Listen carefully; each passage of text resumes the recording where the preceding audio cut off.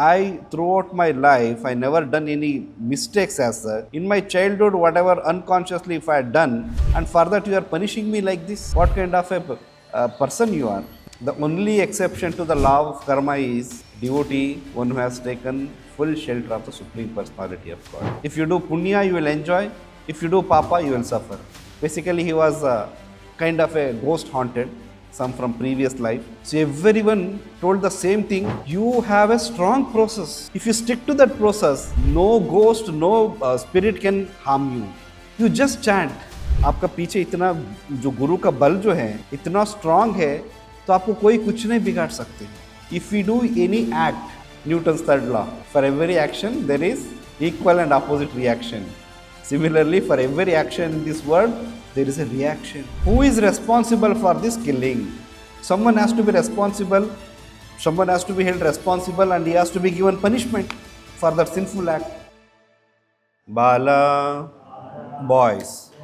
Dvija, the twice born.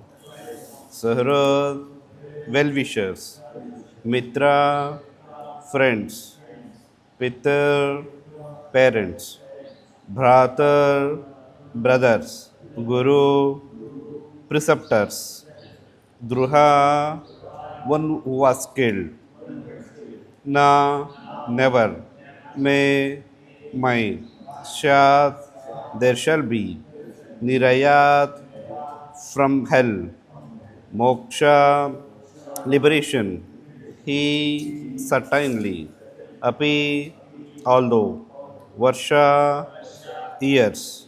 Ayuta, millions. Ayutai, being added. Translation and purport by Srila Prabhupada.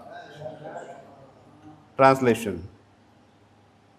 I have killed many boys, brahmanas, well-wishers, friends, parents, preceptors and brothers. Though I live millions of years, I will not be relieved from the hell that awaits me for all these sins. Who is making this statement? King Yudhishthira. Please repeat. I have killed many boys, brahmanas, well-wishers, friends, parents, preceptors, and brothers. Though I live millions of years, I will not be relieved from the hell that awaits me for all these sins. Purport. Whenever there is a war, there is certainly a massacre of many innocent living beings such as boys, brahmanas and women, whose killing is considered to be the greatest of sins. They are all innocent creatures and in all circumstances killing of them is forbidden in the scriptures. Maharaj Yudhishthir was aware of these killings. Similarly, there were friends, parents and preceptor also on both the sides and all of them were killed. It was simply horrible for him to think of such killing and therefore he was thinking of residing in hell for millions and billions of years. Thus ends the Bhakti Vedanta purport. Om Jnanatimirandasya Jnananjana Shalakaya Chakshuronmilitam Yena Tasmai Shri Gurave Namaha. Nama Om Vishnu Padaya Krishna Preshtaya Bhutale Srimate Bhakti Vedanta Swamin Nitinamine Namaste Saraswate Deve Gauravani Pracharine Shesha Shunyavadi Pashatya Deshatarine Jaya Shri Krishna Chaitanya Prabhu Nityananda Shri Advaita Gadadhara Shiva Sadi Gauravaktarunda Hare Krishna Krishna Krishna Hare Hare Hare Rama Rama Rama Hare Hare. So last couple of verses after the Kunti Maharani's prayers, Maharaj Yudhishthira started speaking. This was after the Kurukshetra war. So after the Kurukshetra, so many people were killed. How many people were killed in the Kurukshetra? 64 crores. 640 million people were killed in Kurukshetra on the war field. So after, here Yudhishthira is making is grieving for those people those who were killed. And Yudhishthira, his another name is Dharmaraj, who was expert or was protector of religious principles. So he is very much aware about the religious principles, and he knows about what act he has done, and for that what he has to enjoy or suffer. Even though as a king, to protect the dharma, to protect the kingdom, he has done his duty. But in the course of that, sometimes some people, those who are not supposed to be killed, they also get killed. Like here it is mentioned about boys, brahmanas. It's a sin to kill them. Brahmahatya papa. So that cannot be get rid of very easily as such. So along with that, he has killed many of his friends, parents, preceptors, his brothers, his relatives, on the both the sides. So many of them have been killed. So Yudhishthira is lamenting here that for this act, I may have to reside in the hell for millions and billions of years, for so many years. Actually, the law of karma is very complicated. Sometimes people they ask, Swamiji, can you see my hand? कुछ बता सकते हैं आप अपना भविष्य के बारे में, मेरा लाइफ में क्या होने वाला है? And some people they question about authenticity of some Vedic scriptures like Ramayana or Mahabharata, where certain things happened which were very difficult to believe in that way. Like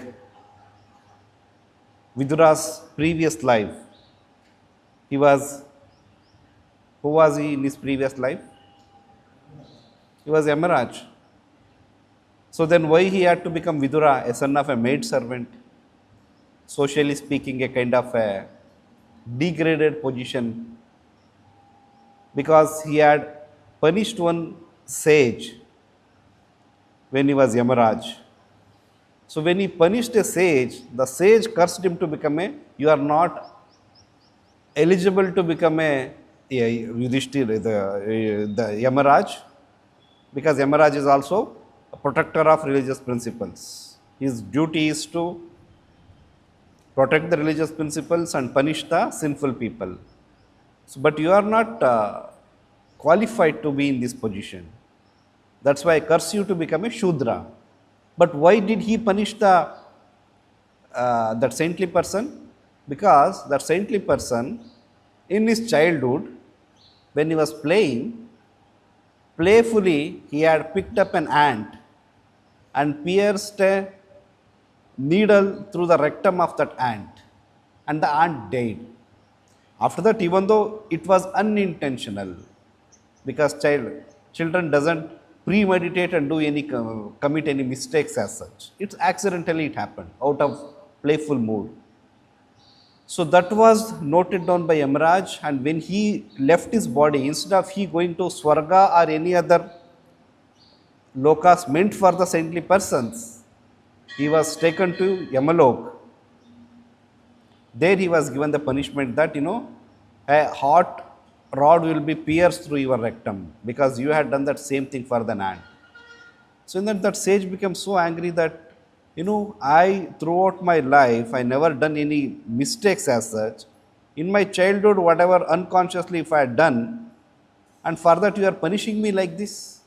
What kind of a person you are? You don't know the religious principles. That's why you should become a Shudra. So in this way, what is the wrong which Yamaraja did? He is doing his duty. Why he has to punish? If that is the case in childhood, unknowingly or playfully, if we have committed so many things, then for all these things we are liable to be suffering, or we are supposed to go through those sufferings. That's why the law of karma is very, very complicated. The only exception to the law of karma is devotee, one who has taken full shelter of the Supreme Personality of Godhead. Except that, Any other act you do, either you have to enjoy or suffer. If you do punya, you will enjoy. If you do papa, you will suffer. No one can predict what is going to happen. If you go to an expert astrologer, if you go to any expert astrologer or any person one who can read the previous life of a person or future life of a person, they will never be able to tell that this is what is going to happen in your life. They will give some indications. They will give some indications. They will give some some things which you can correlate, but they will never be able to tell. Why? Because they know that it's very, very complicated. Recently, one of our devotee was going through a problem. So even though as devotees we don't depend on any external this thing, but the problem was so severe that we had to take him to some tantrics and all. So when we took them, at least couple of them, 3-4 places. So the common thing which all of them said is that yes, you are actually going through this problem, no doubt, but for you are at a right place. You have taken a right shelter. You are taking a right medicine. What is that? Bhakti, chanting. Basically, he was kind of a ghost haunted, some from previous life. So everyone told the same thing. You have a strong process. If you stick to that process, no ghost, no spirit can harm you. You just chant. You just practice. आपका पास इतना, आपका पीछे इतना जो गुरु का बल जो है इतना स्ट्रांग है, तो आपको कोई कुछ नहीं बिगाड़ सकते. We even took him to one of the most popular, the place. There also they said, nothing can happen actually, because you are at right place. You are practicing the right method. So even they themselves may not be practicing bhakti or devotional service sincerely as such, but they know the power of devotional service, if they are experts. So in this material world, karma is very, very complicated. No one can predict actually what is going to happen. They can give some remedies, sometimes some temporary remedies, sometimes some long-standing remedies, but they will not be able to exactly predict exactly predict what is going to happen in the future. So that's what here Yudhishthir Maharaj, even though he was fully surrendered to the Supreme Lord, he was fully protected by the Supreme Lord. Supreme Lord is next to him. So he's thinking, because it's out of humility. Even in the Bhagavad Gita, Arjuna also says, I don't want kingdom at the cost of killing so many people. Even if I kill all these men and we become victorious in this great war, and if we achieve the kingdom, what is the use? We will have no one around us who can be with us. Generally, it is said, no, in our happy times, we want our near and dear ones to be around us, our family members, relatives, friends. But no one will be there. Even if we become victorious, if we win this war, then what is the use? So Yudhishthir Maharaj also, out of that humility, he also tells, after the winning, that what is the use of this kingdom? I have killed so many people. First I have to go through those sufferings, then only I can become king. It was because of Krishna's insistence that he took the throne, because someone, a right person, qualified person, has to occupy the throne and protect the citizens, protect the kingdom, protect the whole world, because he was Chakravarti. He was the emperor. But even though he is fully protected by Krishna, Krishna is there with him physically. Still Yudhishthir Maharaj is remembering to show that if we do any act, Newton's third law, for every action there is equal and opposite reaction. Similarly, for every action in this world, there is a reaction. No one can be spared from those reactions. So once there was one king. He was so fond of serving the sadhus, Vaishnavas, Brahmanas. So whoever is passing by in his through his kingdom, he would always invite them very very respectfully. He hosts them and give them very good reception. You would feed them very nice foodstuffs. Like that, he used to serve and then bid a farewell to them with some return gifts and all those things. Once, when that group of sages, when they visited, he told his servants to prepare a big feast for all of them. So, when the feast was getting prepared, they were making kheer, payasam. So, since the numbers of sadhus were more, the space in the kitchen was not sufficient. So, they were cooking outside. So, when the cooking was going on, in the sky, an eagle was carrying a snake. So eagle, when it is carrying snake out of fear of his life, it was trying all means to get released from the clutches of eagle so that it can be freed. Eagle was holding it tightly so that it can take it to some mountain and kill and eat. So in the course of that fighting, the snake, out of its full strength, collected all the venom in its body and was threw into the eagle so that eagle will leave that. So when it was doing that, it split all its venom. That venom falls down into the vessel where they were preparing kheer. So finally it was served. All those who ate that kheer died. It's a Brahmahatya dosha, as here Prabhupada is mentioning that. Whenever there is a war, there is certainly massacre of many innocent living beings such as boys, brahmanas and women, whose killing is considered to be greatest of sins. Brahmahatya dosha, yani kani chapa pani, Brahmahatya di kani cha. So Brahmahatya is very, very severe. And so many brahmanas have died. Multiple Brahmahatya dosha has come. Now the file went to Yamaraj. Who is responsible for this killing? Someone has to be responsible, someone has to be held responsible, and he has to be given punishment for that sinful act. Was the king responsible? No. Poor fellow, he wanted to serve the Brahmanas. Why he has to get punished? Then the person one who cooked, no, he was actually with all good intention, he was cooking with his full heart and mind. No, then the person one who served, no, he also didn't knew that there is a venom in this. Then snake was trying to save its life. Eagle was doing its duty of catching animals and eating to maintain its life. So then whom to blame? ये पाप किसके ऊपर डालना है? So Yamaraj also said, okay, keep it on hold. Let it be there for some time. We will see later.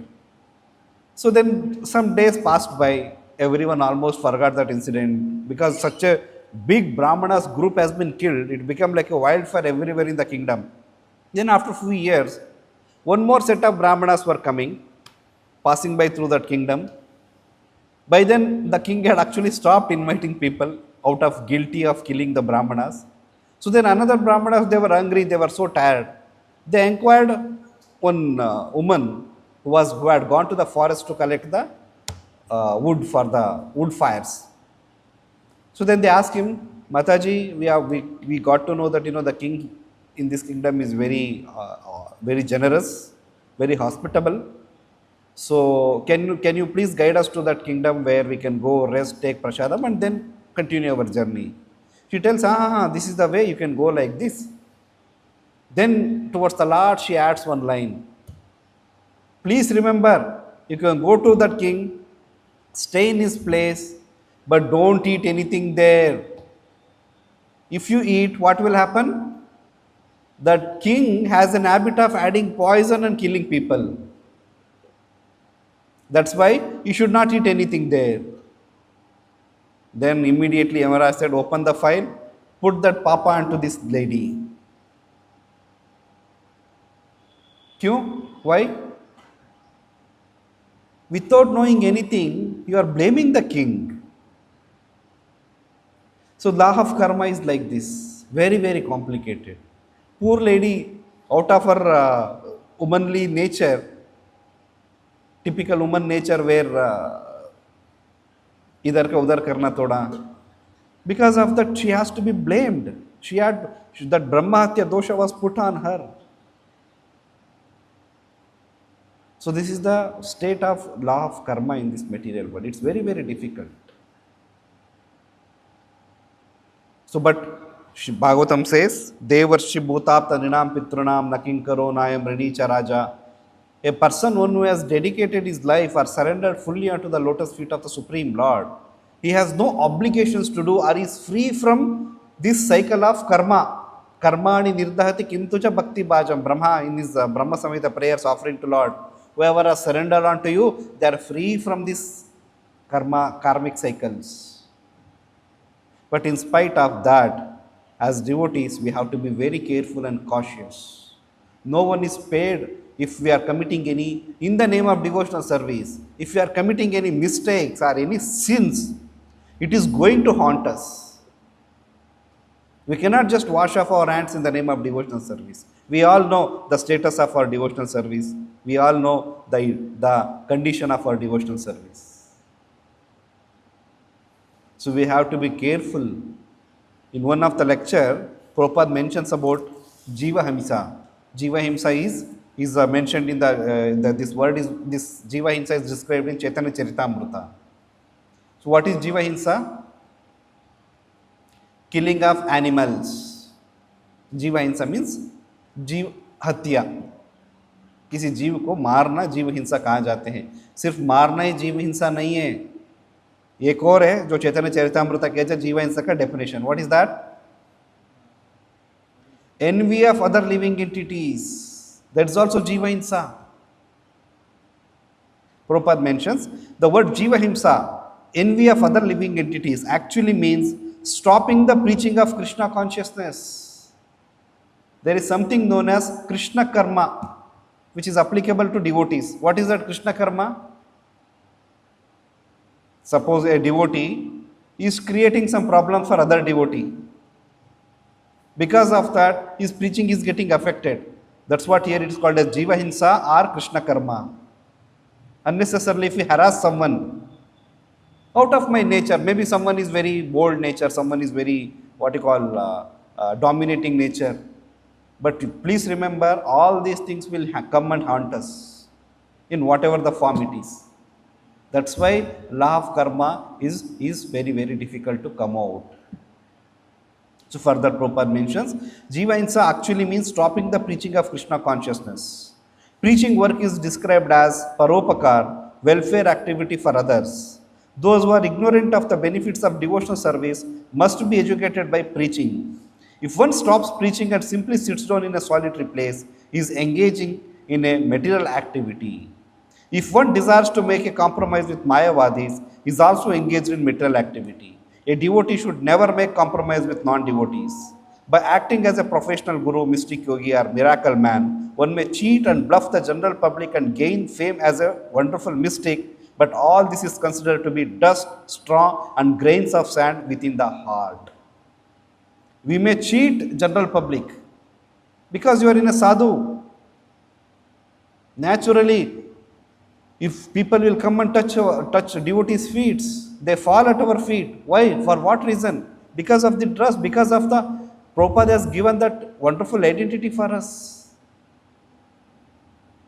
If you are not in this devotee dress, if you are not with your head shaven, will people come and bow to you? Never. So that all this respect is because of what? Because of the sadhu dress. And if someone misuses that, in their sadhu dress, if cheats the people, then he will have to suffer heavily, more than a karmi will suffer. Why? Because you are actually taking advantage of the faith of innocent public. Madhu Pandit Prabhu, in one of the Bhagavatam class, he mentioned that we are also, as devotees, we are free from all karmic reactions. We are free from all the cycle of karma in general. But in the name of devotees, if you sit and if you are not doing your devotional service, what will happen? You will have to suffer more than a karmi suffers for not doing his duty. That's what your Prabhupada is mentioning, that you cannot, if one stops preaching and simply sits down in a solitary place, is engaging in material activity, then he will be liable for the reactions of that material activity. That's why Yudhishthira Maharaj, being a Mahajana, a great devotee of the Lord, still he is remembering that, I may have to live in the hell for millions and trillions of years. So this is an indication for all the devotees that, if we are in this path, we have to be careful. That's why it is called spiritual life, means walking on a razor's edge. The moment's inattention, there is a cut. We cannot take the things for granted now. Oh, I have become people come and fall at my feet. Let me take advantage of this and let me do some sense gratification. That gratification will be more severe, more sinful than a materialistic person doing sense gratification. That's why a devotee dress, a sadhu's position is responsible position. You have to be responsible. One cannot act irresponsibly. The rewards are also heavy. Similarly, punishments are also heavy. Vrindavan, we hear, no? If we chant one round of Hare Krishna Mahamantra, it is equal to 1000 times. Similarly, if you do any commit mistakes, that will also be 1000 times magnified, and that much we have to suffer. Both are there. Reward is also heavy, suffering is also heavy. So Madhu Pandit Prabhu's lecture, he mentions that a devotee has to be responsible. Why? Because he is taking service from so many other devotees. Of course, from the demigods, everyone is taking, but devotee in particular is taking some extra services in the form of what? It's like pujaris and cooks. They sacrifice their morning sadhana, their chanting time. They are going and doing that service. Someone is cooking, someone is getting the deities ready, someone is doing any other activity, maybe some assistant services. So we are taking their service. But then how do we give it back? By engaging in our service very sincerely. If we are, after prasad, after Bhagavatam class, we go and we get such a nice, wonderful prasadam in the prasadam hall. If we eat and sleep, what will happen? We will get reaction for that. So the only way how we can be free from this reaction is to be engaged in the devotional service. So here reward, please remember, reward is also heavy, punishment is also heavy. Both are there.